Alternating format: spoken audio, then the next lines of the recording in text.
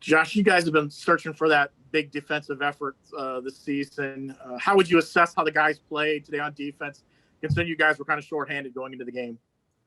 It was our best defensive effort of the season. I told the guys that in the locker room. The turnovers were big. Eric Gilliard early in the game, and then Richie there in the fourth quarter. They're in are close to scoring territory. I thought, just some young guys had an opportunity to step up, and we talked about the DNA of the people that are inside the locker room, the competitors that they are, and the DNA of the program is when somebody goes down, the next guy steps up, and we talked about just how that's happened in the past since I've been here, and opportunities, and guys stepped up and take the most of it, and really proud of the way that our defensive players competed and played today. Coach, we're used to seeing good numbers from the passing game and the receivers and stuff, but it looked like the running backs definitely pulled their weight today. What can you say about their performance and kind of how the offensive line recovered after some early woes? Yeah, you look at the structure of what they did defensively coming into the football game, led the league in fewest amount of yards per carry, and structurally just kind of changed a little bit throughout the course of the game. We had some things going in the pass game early, and then we were able to run the ball with a light box, and our guys up front imposed their will. I thought our running backs did a tremendous job pressing the line of scrimmage and bouncing when it was the right time, but then getting back vertical. And they won a lot of one-on-one matchups in open space against safeties too that created some of those big plays. And I thought, throughout the course of the game, offensive line did a really good job. Obviously, a bunch of yards offensively, points not matching it early in the football game. We got to do a better job in the red zone. We're, I think, first and goal on the 2-yard line, and end up getting pushed back. And the series just kind of unfolds right there right before halftime. But third quarter, we stubbed our toe. But you look at it, you're still putting up 681 yards of offense. There's a lot of positive things there too. Coach, looking at how both sides played today, obviously you talked about, the UCF defense not giving up any points in the first half, the rushing attack, putting up the numbers they did. Would you say this was the most complete game maybe your team has played so far this season?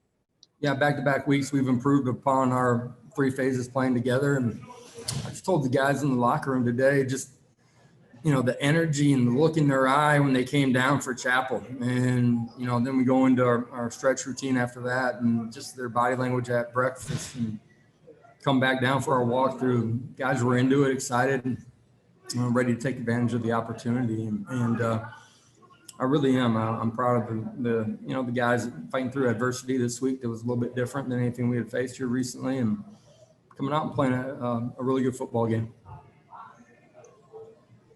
Coach, congratulations on the win. Speaking of the adversity, though, how concerned are you about some of your players driving around late at night carrying weapons and reportedly shouting at police officers in Orlando? Well, I think today I got a statement that's out, Mike.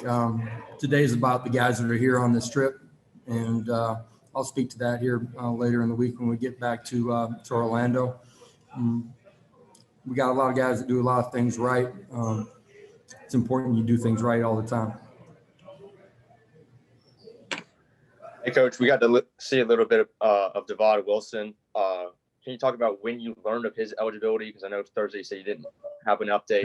Late in the week that we got final word that he would be cleared for this one and have the opportunity to play a little bit.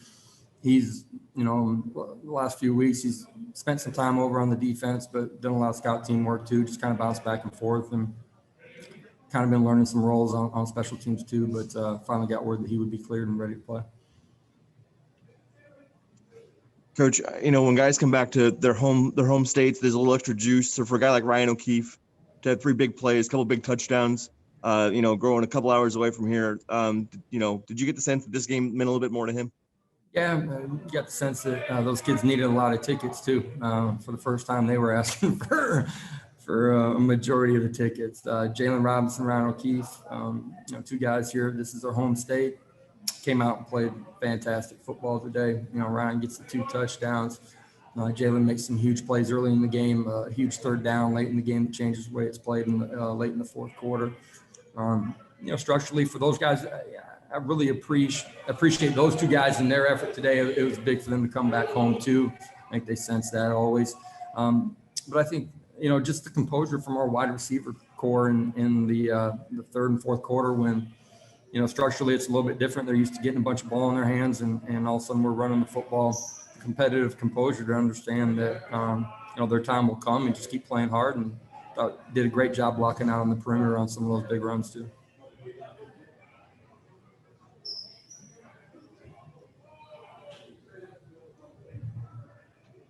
Anybody else? Oh, sorry. Can you hear me? Yep.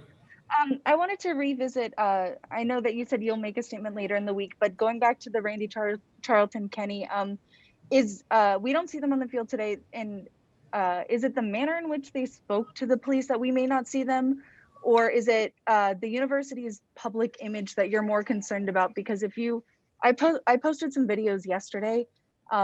Those boys made some solid statements. They stood up for their brothers, and they appeared to look team-like. And I am wanting to just see if you had any thoughts about that.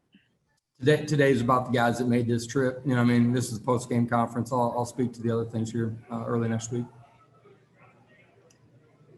Josh, there was a period in the third quarter there where Dillon kind of struggled a little bit.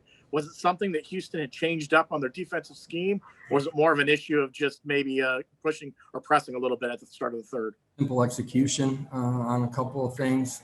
I think it speaks to how fine of a line success and failure is in this football game. A couple of things that decision's not right or timing's not right, or he maybe gets out of the pocket a little bit quick, and all of a sudden, you're punting the football more than you want to, and third and short, we don't throw and catch it. I think it speaks to us needing to be better in the third quarter. I think when execution is really good, understanding everybody, players, you guys, that when it looks easy, it's really not, and there's a lot of execution that has to take place for you to go put points up. Coach, you guys haven't had to do a lot of circling the wagons after losing streaks.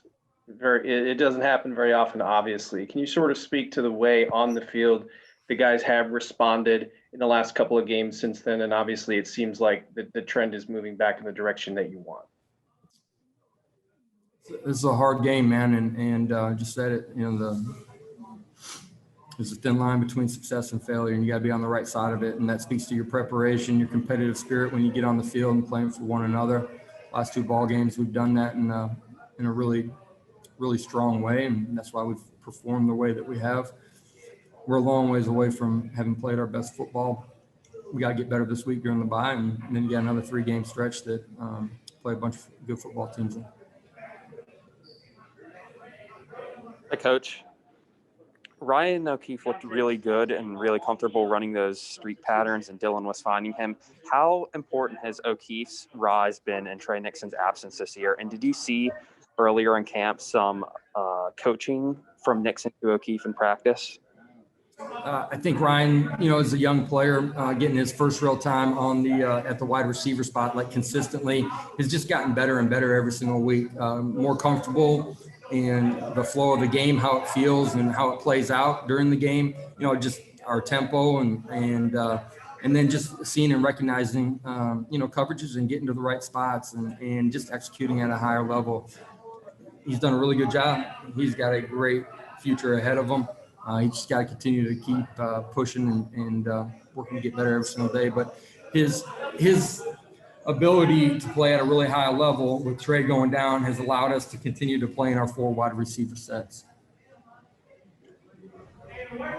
So, Coach, going through the year so far, you've managed to clean up penalties. You got the defense to improve. What's the next big target for improvement for the team overall?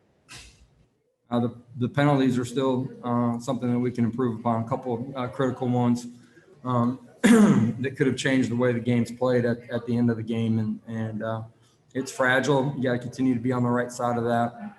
We can be better there. Offensively, we got to do a better job of finishing in the red zone. Yards to points has to improve in that way. And For me defensively, I got to go back and watch the tape. But I thought we let the quarterback out a couple of times, still out of the pocket. We got to do a better job of being better there in particular in third down situations.